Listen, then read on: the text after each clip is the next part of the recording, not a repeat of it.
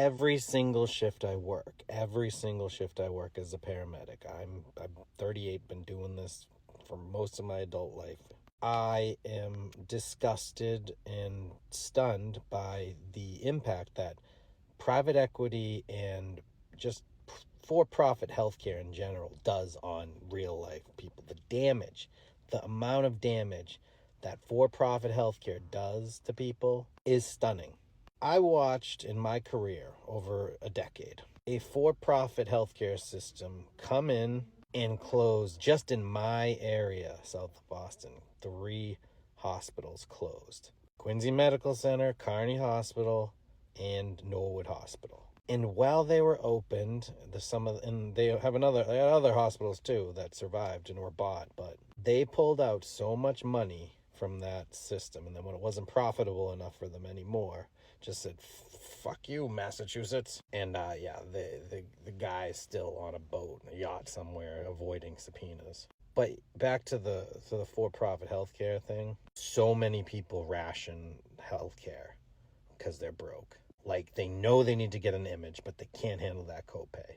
They know they have an infection, but they can't, afford an emergency room visit. They know they need help, but they don't have insurance or like good insurance to get them help and find the right services to get them better. Capitalism or not, I don't give a shit what society you have. The healthcare cannot be for profit because people cannot make rational decisions about their health. If they're sick and dying, they have no choice but to go and get care and then basically go bankrupt in this country. It is out of control. And it would be such a small investment into our future, into our workforce, into our society, everything good, if we just had universal health care paid for by our taxes, and you can, argue over the details from there.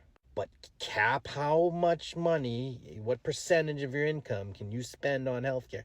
That's the maximum. That's it.